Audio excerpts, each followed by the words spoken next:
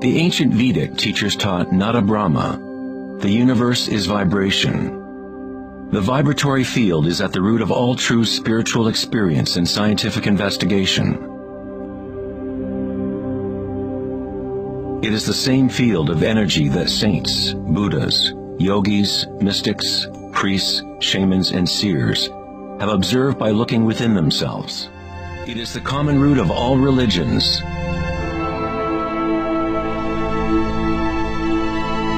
And the link between our inner worlds and our outer worlds.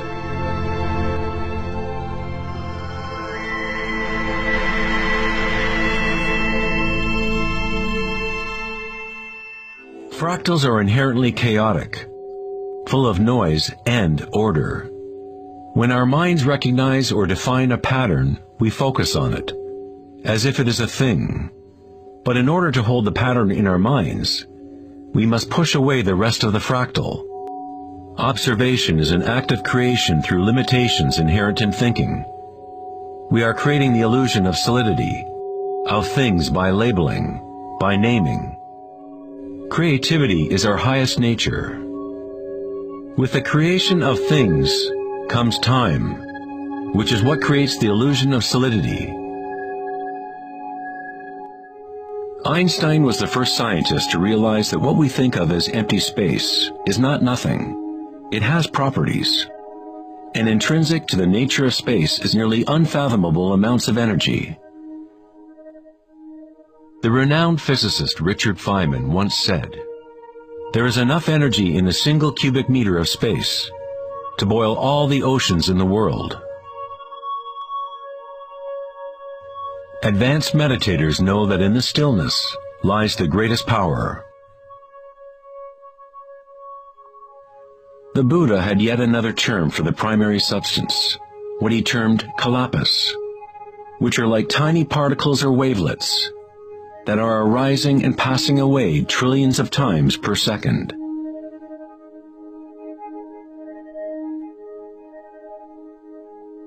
Reality is, in this sense, like a series of frames in a holographic film camera, moving quickly so as to create the illusion of continuity. When consciousness becomes perfectly still, the illusion is understood, because it is consciousness itself that drives the illusion.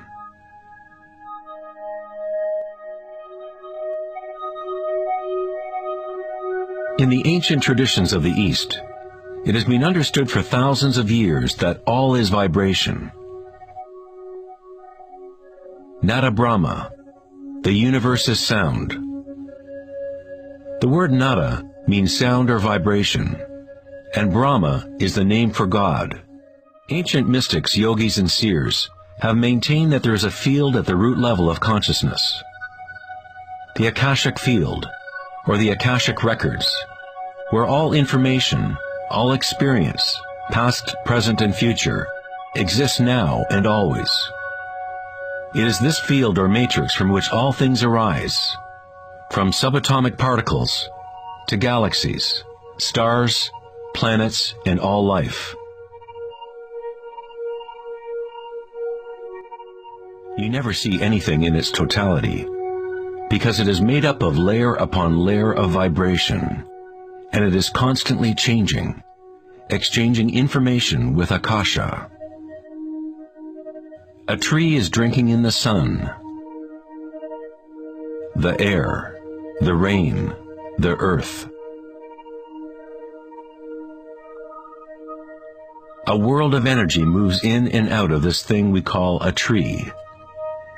When the thinking mind is still, then you see reality as it is, all aspects together. The tree and the sky and the earth, the rain and the stars are not separate. Life and death, self and other, are not separate, just as the mountain and the valley are inseparable. In the Native American and other indigenous traditions, it is said that everything has spirit, which is simply another way of saying everything is connected to the one vibratory source. There is one consciousness, one field, one force that moves through all. This field is not happening around you. It is happening through you, and happening as you. You are the you in universe. You are the eyes through which creation sees itself. When you wake from a dream, you realize that everything in the dream was you. You were creating it. So-called real life is no different. Science is approaching the threshold between consciousness and matter. The eye with which we look at the primordial field and the eye with which the field looks at us are one and the same.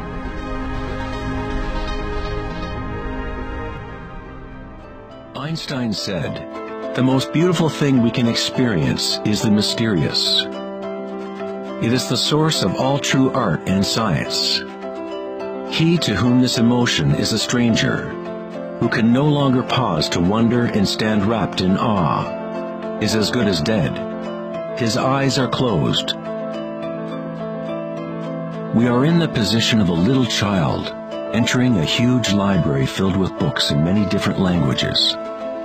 The child knows someone must have written those books. It does not know how. It does not understand the languages in which they are written. The child dimly suspects a mysterious order in the arrangement of the books, but doesn't know what it is. That, it seems to me, is the attitude of even the most intelligent human being toward God.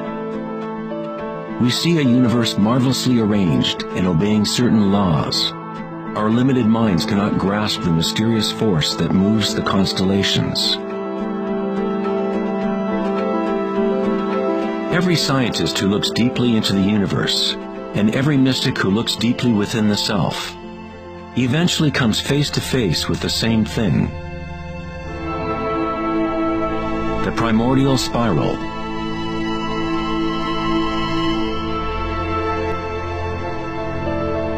The spiral is what we perceive to be the torque of the universe. The spiral is what we perceive to be the torque of the universe. Prana, or creative force, swirls Akasha into a continuum of solid forms. Found at all levels between the macrocosm and the microcosm, from spiral galaxies to weather systems, to the water in your bathtub, to your DNA,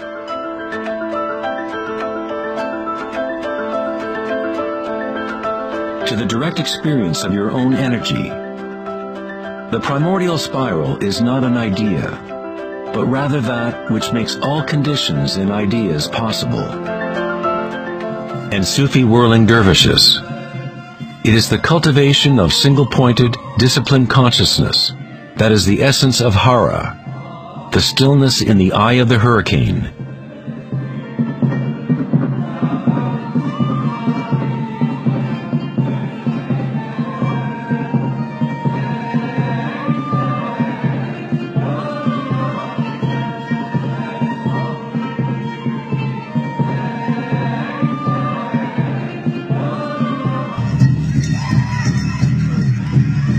It is the gut instinct and connection to one's energy source.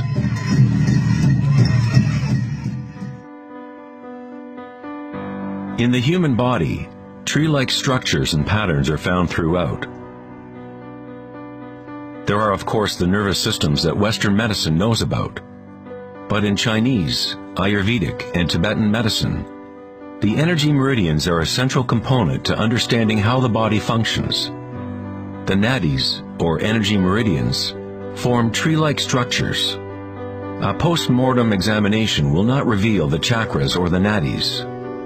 But that does not mean they do not exist. You need to refine your tool that you use to look. You must first learn to quiet your own mind. Only then you will observe these things first within yourself. In electrical theory, the less resistance in a wire, the more easily it can carry energy. When you cultivate equanimity through meditation, it creates a state of non-resistance in your body. Prana, or chi, or inner energy, is simply your inner aliveness. What you feel when you bring your consciousness within the body. The subtle wires within your body that carry prana, the nadis, become able to move more and more pranic energy through the chakras. Your wiring becomes stronger as you use it, as you allow energy to flow. Wherever consciousness is placed, chi or energy will begin to flow and physical connections blossom. Within the brain and nervous system, physical wiring patterns become established by repetition. By continually placing your attention within and lowering resistance to the sensations you are experiencing, you increase your energetic capacity. The egoic mind, which fixates on the outer world, is what keeps you from experiencing your true inner vibratory nature. When consciousness is turned within, it becomes like the sun's rays, and the lotus within begins to grow. As Kundalini awakens within oneself, one begins to see the signature of the spiral in all things, in all patterns within and without. This spiral is the link between our inner worlds and our outer worlds.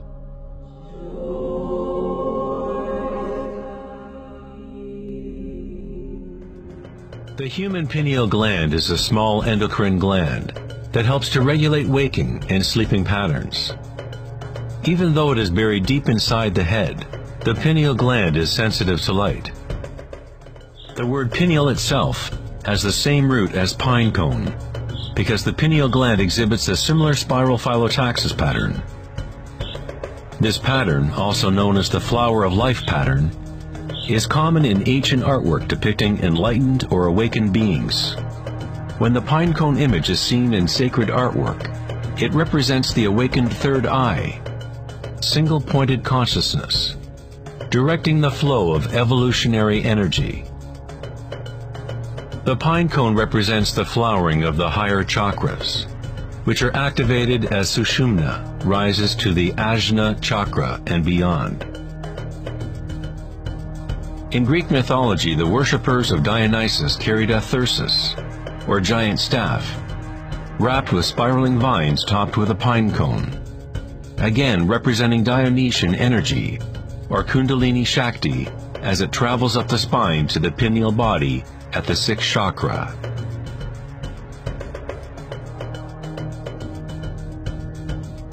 In the heart of the Vatican, you might expect a giant sculpture of Jesus or Mary, but instead we find a giant pine cone statue, indicating that in Christian history, there may have been knowledge of the chakras in Kundalini, but for whatever reason it was kept from the masses. The official church explanation is that the pine cone is a symbol of regeneration and represents new life in Christ.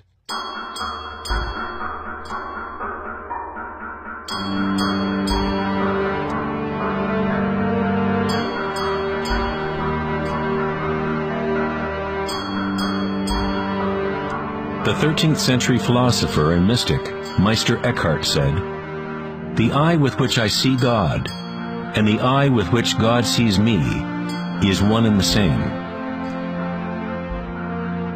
In the King James Bible, Jesus said, "The light of the body is the eye. If therefore thine eye be single, thy whole body shall be full of light."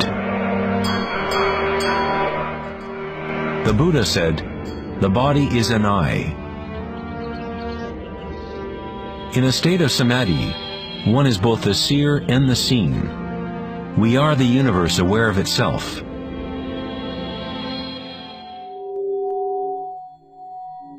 When Kundalini is activated, it stimulates the 6th chakra and pineal center, and this area starts to regain some of its evolutionary functions.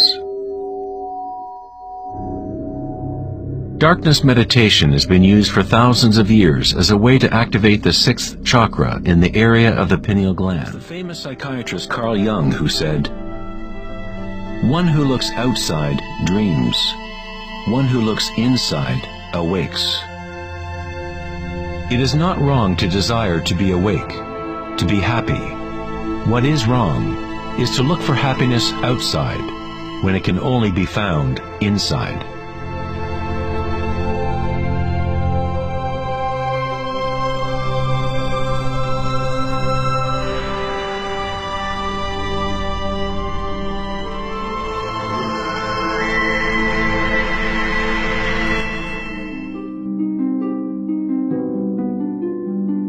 When the Buddha was asked, "What are you?" he said simply, "I am awake." Every major religious tradition has a name for the state of being awake: heaven, nirvana, or moksha. A quiet mind is all you need to realize the nature of the stream. All else will happen once your mind is quiet. In that stillness, inner energies wake up and work without effort on your part.